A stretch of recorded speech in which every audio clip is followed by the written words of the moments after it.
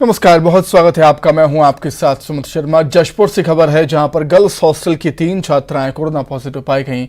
लोधाम matric छात्रावास में positive मिली हैं छात्राएं। एक छात्रा की तबीयत खराब हुई थी। सभी छात्राओं का कोरोना टेस्ट करवाया गया। पॉजिटिव छात्राओं को होम आइसोलेट कर दिया गया है। हॉस्टल में कोरोना पॉजिटिव मिलने से हड़कंप मच गया।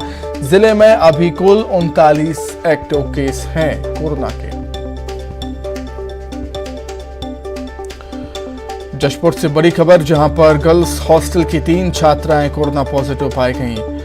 लोधाम मैट्रिक छात्रावास में 3 छात्राएं कोरोना पॉजिटिव मिली हैं। एक छात्रा की तबीयत खराब हुई थी, फिर उसके बाद सभी छात्राओं का कोरोना टेस्ट करवाया गया।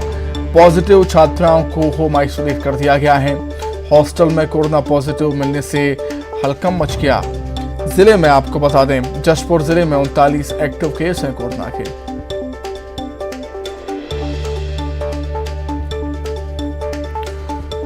तो धीरे धीरे हम देख रहे हैं कि छत्तीसगढ़ में भी एक बार फिर से कोरोना अपने पैर पसार रहा है और हर दिन केसेस की संख्या धीरे धीरे ही सही लेकिन बढ़ती ही जा रही है। जशपुर की बात हम कर रहे हैं यहाँ पर, जहाँ पर गर्ल्स हॉस्टल की 3 छात्राएं कोरोना पॉजिटिव मिली।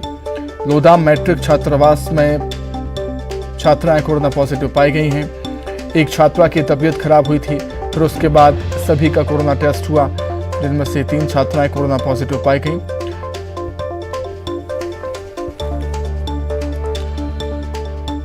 तो अधिक जानकारी के लिए हम सीधे जशपुर का रुख कर लेते हैं, जहां पर संवाददाता दीपक जुड़ गए हैं। दीपक, धीरे धीरे हम देख रहे हैं कोरोना पैर पसार रहा है। जशपुर में 3 छात्राओं का पॉजिटिव मिलना कहीं ना कहीं चिंता का विषय है। जानना चाहूंगा आपसे कि क्या हॉस्टल की सभी छात्राओं का कोरोना टेस्ट हो चुका है?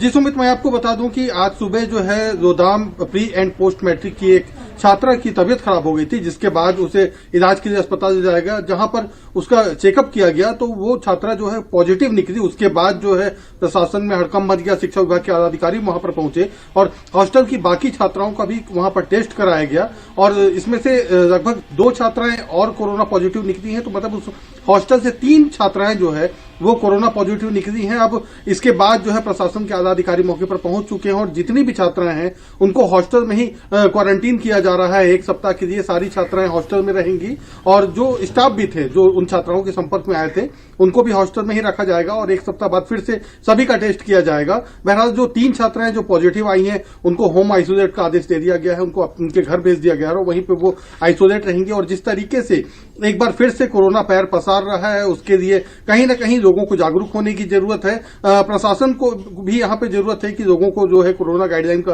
पालन कराए। वहीं आम लोग भी जो है बाजारों में, दफ्तरों में खुलेआम जो है बिना मास्क के नजर आ रहे हैं। और जिस तरीके से जशपुर जिले में लगातार कोरोना का प्रकोप बढ़ता जा रहा है, अभी हाल में लगभग जशपुर जिले में 39 एक्टिव केस यहाँ पर बताए जा रहे हैं और आने वाले दिनों में और ये केसेस बढ़ने की संभावना है। तो कहीं न कहीं प्रशासन के साथ आम लोगों को भी कोरोना के प्रति जागरूक होने की जरूरत है। जी सुमित। बिल्कुल दीपक, ये तो केवल हॉस्टल की बात हुई, लेकिन जहां ये छात्राएं पढ़ने के लिए जाया करती थी और जिनके संपर्क में आई हैं उनके लिए भी परेशानियां हैं। अब जिन जिन के संपर्क में ये 3 छात्राएं आई हैं उनको भी कोरोना टेस्ट करवाने की जरूरत। बिल्कुल सुमित, क्योंकि ये छात्राएं जो है हॉस्टल में रहती थी और हॉस्टल के अलावा ये पढ़ाई करने के लिए स्कूल जाती थी। उसके अलावा कई लोगों से दिन भर में ये मुलाकात करती रही होंगी। इनके परिजन भी इनसे मिलने बीच बीच में आते रहे होंगे। तो ऐसे में बहुत ज्यादा यहाँ पर खतरा बढ़ा हुआ है और इनके जो कॉन्टेक्ट ट्रेसिंग है वो करने की जरूरत है कि ये किन किन लोगों के संपर्क में आए हैं और उनकी भी यहाँ पर टेस्टिंग की जरूरत है। फिलहाल जो हॉस्टल, बिल्कुल, अब कॉन्टेक्ट ट्रेसिंग करनी होगी कि किन किन लोगों के संपर्क में छात्राएं आई हैं। दीपक, बहुत धन्यवाद आपका जुड़ने के लिए, तमाम बातचीत के लिए आपका बहुत शुक्रिया। आगे बढ़ेंगे रायपुर से बड़ी खबर, जहां पर कोल वाशडियो और कोल डिपो में बड़ी गड़बड़ी उजागर हुई। 1 सप्ताह पहले कोल वाशडियो पर छापे मारे गए थे और छापेमारी में बड़ी वित्तीय गड़बड़ियां सामने आई हैं। जीएसटी और माइनिंग रॉयल्टी में 300 करोड़ की हेराफेरी का मामला उजागर हुआ। पर्यावरण के नियमों का भी उल्लंघन पाया गया है। कुछ कोल वाशडियो में नहर के रास्ते का भी उपयोग है। ऐसी भी खबरें सामने आई।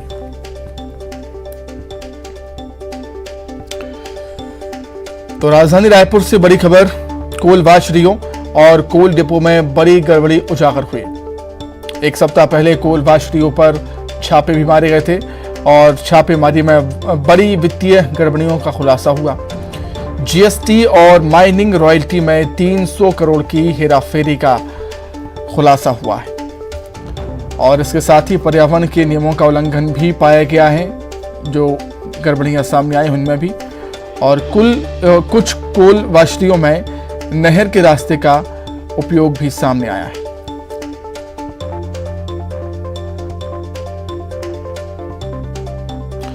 तो कोल वाशरियों, कोल डिपो पर खनिज राजस्व, पुलिस, जीएसटी विभाग, पर्यावरण विभाग के जांच दल ने छापे मारे थे। चलिए अधिक जानकारी के लिए सीधे राजधानी रायपुर का रुख कर लेते हैं। ममता लांजेवार लाइव हमारे साथ जुड़ गई हैं। ममता, क्या कुछ अपडेट और क्या कुछ और जानकारी आपके पास इस मामले को लेकर?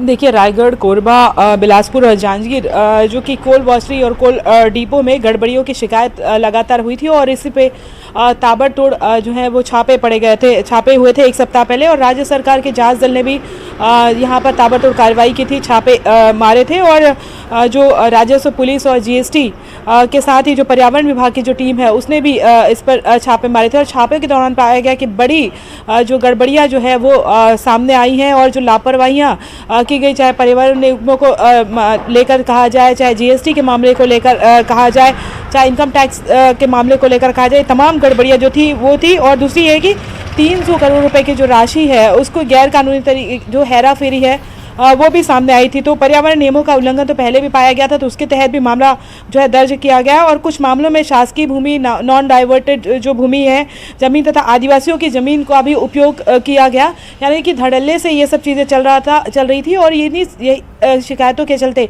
ये छापेमारी की गई। और अब जो है ये भी सामने आया, जो कुछ कोल वाशरियाँ हैं वो नहर के रास्ते से गैर कानूनी तरीके से जो है वो उपयोग कर रही थी, पानी का भी उपयोग कर रही थी और नहर का उपयोग कर रही थी।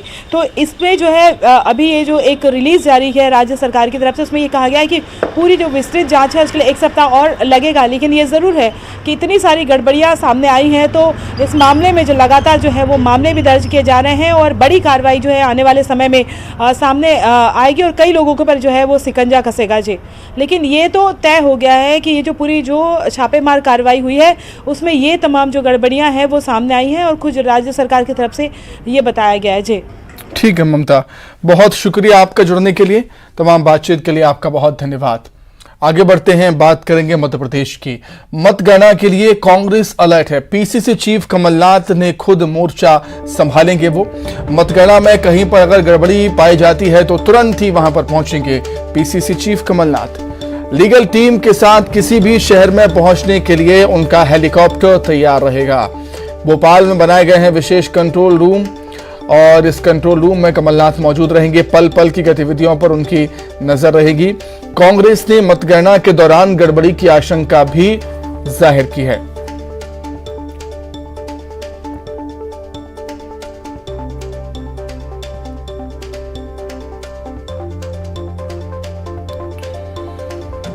तो मतगणना के लिए कांग्रेस अलर्ट है। पीसीसी चीफ कमलनाथ खुद मोर्चा संभालेंगे मतगणना में, मतलब काउंटिंग में कल अगर कहीं भी गड़बड़ी की शिकायतें मिलती हैं, गड़बड़ी की खबरें सामने आती हैं तो वहां पर तुरंत कमलनाथ पहुंचेंगे। लीगल टीम के साथ किसी भी शहर में पहुंचने के लिए उनका हेलीकॉप्टर तैयार रहेगा। बैलेट से जो चुनाव हुए हैं उसके परिणाम आप देख रहे हैं कि आपके सामने है कि हमारी 60% 70% जगह पर हमारी जीत हुई है। भारतीय जनता पार्टी उसको कुछ तरीके से बोल रही है। तो ऐसे हालात में आप ईवीएम का मशीन का कल है तो ईवीएम में हेराफेरी कर सकते हैं, गलत संख्या दिखा सकते हैं, वोट इधर उधर करने की संभावना है, दूसरी मशीन रख सकते हैं, मशीन की खराबी वाली मशीन को दिखा सकते हैं। इन सब चीजों के लिए हमने एक अलर्ट किया है और पहली बार मध्य प्रदेश में हुआ है कि आदरणीय कमलनाथ जी ने सारे वरिष्ठ नेताओं को हर एक नगर निगम की जिम्मेदारी दी है, जिससे वहां पर रहेंगे, अलर्ट रहेंगे, कोई प्रॉब्लम हो, घटना हो दिखाए।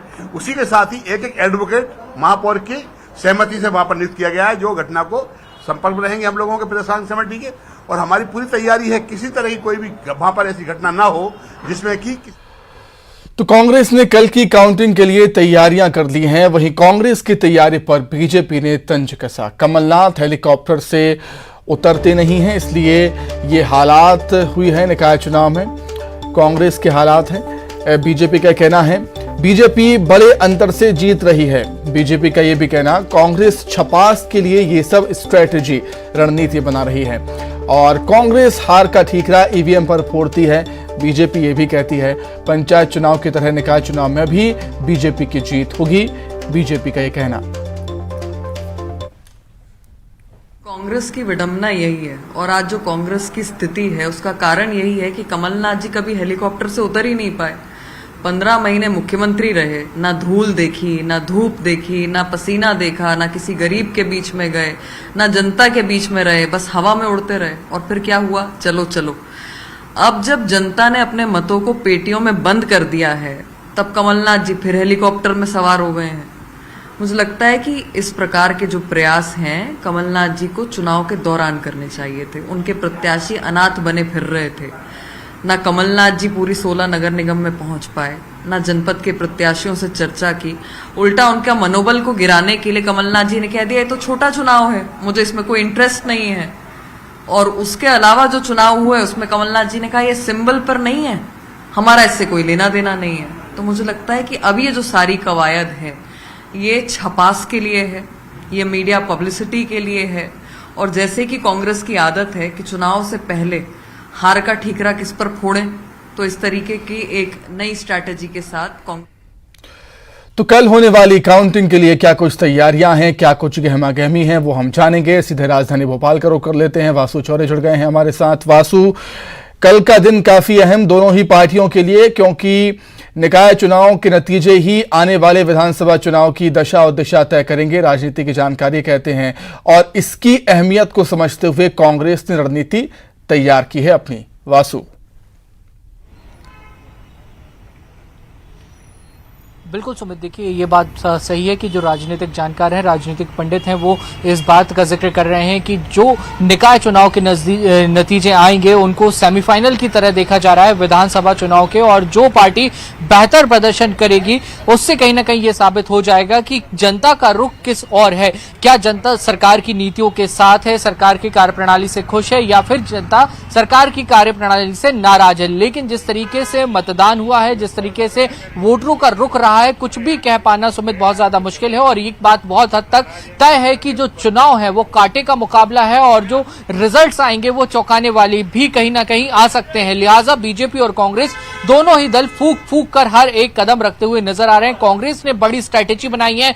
मतदान से लेकर मतगणना तक की जो तमाम प्रक्रिया है, कांग्रेस लगातार आरोप प्रत्यारोप लगाती रही है और ईवीएम में छेड़छाड़, ईवीएम में गड़बड़ी की आशंका जाहिर करती रही है। लिहाजा कल खुद पीसीसी चीफ कमलनाथ मोर्चा संभालेंगे और कमलनाथ के साथ एक लीगल टीम भी जो है वो कांग्रेस के कंट्रोल रूम में पूरे समय मौजूद रहेगी। इतना ही नहीं, कांग्रेस पार्टी ने एक हेलीकॉप्टर भी तैयार कर रखा है। अगर किसी क्षेत्र में जहां पर मतगणना चल रही है वहां से शिकायतें आती हैं और स्थितियां अगर लोकल लेवल पर हम कहें सुमित की कंट्रोल नहीं हो पाती है, तो खुद पीसीसी चीफ कमलनाथ वहां पर तुरंत पहुंचेंगे और मोर्चा संभालेंगे। तो कहीं ना कहीं एक बड़ी तैयारी, व्यापक तैयारी कांग्रेस ने कर रखी है। और इसके पहले ही तमाम जो कांग्रेस के बड़े नेता हैं, चाहे वो दिग्विजय सिंह हो या अन्य नेताओं, उनको अलग अलग नगर निगमों की जो जिम्मेदारी है वहां के मतगणना को लेकर वो सौंप दी गई है। तो बड़े स्तर पर, बड़े पैमाने पर कांग्रेस ने तैयारी कर रखी है। बीजेपी ने भी अपने स्तर पर तैयारी की है। मतगणना को लेकर पहले ही कार्यकर्ताओं को, प्रत्याशियों को ट्रेन कर दिया गया था कि किस तरीके से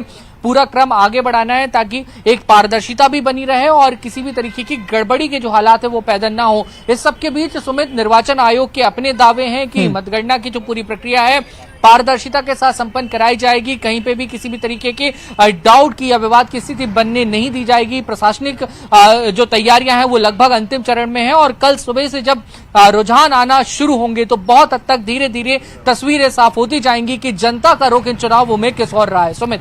बिल्कुल वासु, चुनाव के प्रचार से लेकर वोटिंग तक लगा ही नहीं कि ये निकाय चुनाव है, ऐसा लगा कि ये विधानसभा चुनाव हो रहे हैं। और उसी तर्ज पर दोनों ही दलों की तैयारियां भी हमें देखने को मिली, जैसा कि आप बता रहे हैं कि कांग्रेस ने कंट्रोल रूम बनाया है, पीसीसी चीफ वहां पर मौजूद रहेंगे, कांग्रेस के बड़े नेता मौजूद रहेंगे। और ये भी समझना हमें जरूरी है कि विपक्ष होने के नाते कांग्रेस के सामने ज्यादा चुनौतियां हैं, क्योंकि सत्ता पक्ष से वो से भिड़ना है।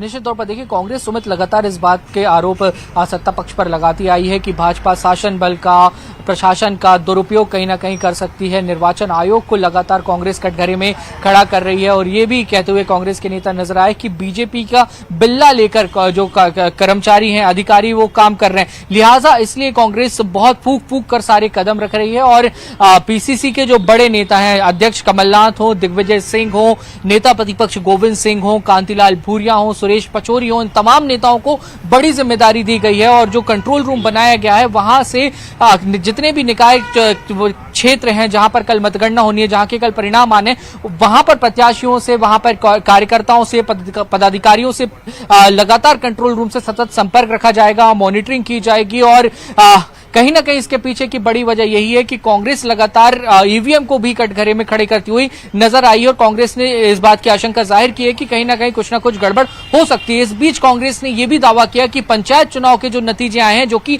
बैलेट पेपर से चुनाव संपन्न हुए थे, उसमें कांग्रेस के समर्थित जो प्रत्याशी हैं वो अधिक संख्या में जीतकर सामने आए हैं। यानी कि कांग्रेस का यह दावा है कि जनता ने अपनी मुहर कांग्रेस पर लगा दी है और अगर निकाय चुनाव के दावे हैं दोनों ही दलों के, कल साफ हो जाएगा कि पलड़ा किसका भारी है। बहुत धन्यवाद आपका जुड़ने के लिए, तमाम बातचीत के लिए आपका बहुत शुक्रिया। आगे बढ़ते हैं, इस वक्त की बड़ी खबर। सीएम शिवराज दिल्ली पहुंचे हैं। बीजेपी संसदीय बोर्ड की बैठक में वो शामिल होंगे। एयरपोर्ट से सीधे बीजेपी मुख्यालय वो पहुंच रहे हैं। उपराष्ट्रपति के उम्मीदवार का नाम तय होना है इस महत्वपूर्ण बैठक में और उसी बैठक में शामिल होने के लिए सीएम शिवराज दिल्ली पहुंचे हैं। इस वक्त की बड़ी खबर, मुख्यमंत्री, मध्य प्रदेश के मुख्यमंत्री शिवराज सिंह चौहान दिल्ली पहुंचे हैं। बीजेपी संसदीय बोर्ड की बैठक में वो शामिल होंगे। एयरपोर्ट से सीधे बीजेपी मुख्यालय वो पहुंच रहे हैं और उपराष्ट्रपति के उम्मीदवार के नाम का ऐलान होना है, उम्मीदवार तय होना है बीजेपी की तरफ से, एनडीए की तरफ से, और उसी को लेकर ये बैठक होगी और इस महत्वपूर्ण बैठक का हिस्सा बनने के लिए सीएम शिवराज दिल्ली पहुंचे।